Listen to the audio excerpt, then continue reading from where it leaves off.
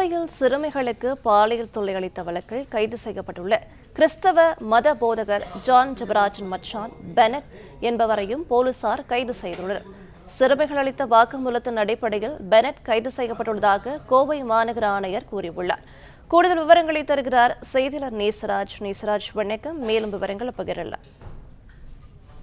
தென்காசி மாவட்டம் செங்கோட்டை தாலுகா வல்லம் பகுதியைச் சேர்ந்தவர் ஜான் ஜெபராஜ்.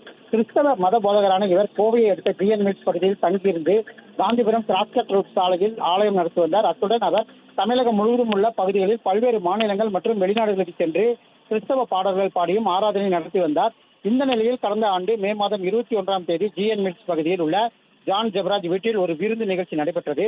அந்த நிகழ்ச்சிக்கு 17 வயது சிறுமி மற்றும் அவருடைய தோழியான 14 வயது சிறுமியும் வந்திருந்தனர்.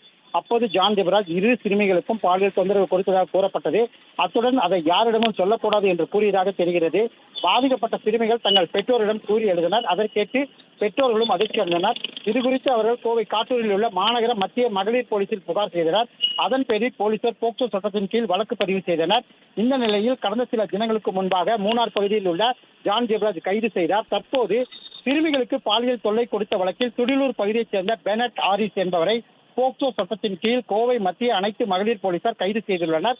மேலும் சிறுமிகள் இருவரும் அளித்த வாக்குமூலத்தின் அடிப்படையில் அவர்களுக்கு பாலியல் தொல்லை கொடுத்ததாகவும் பெனட் ஆரிஸ் கைது செய்யப்பட்டுள்ளார். இது முக்கியமாக ஜான் ஜெபராஜுடைய மச்சான் என்பது குறிப்பிடத்தக்கது. அந்த குழந்தை வந்து 164 என்ன கொடுத்துருக்கோ அதை தான் நம்ம அரெஸ்ட் பண்ணியிருக்கோம். பெனட்டுங்கிறவர் 164 அந்த குழந்தை கொடுத்துருக்காங்க.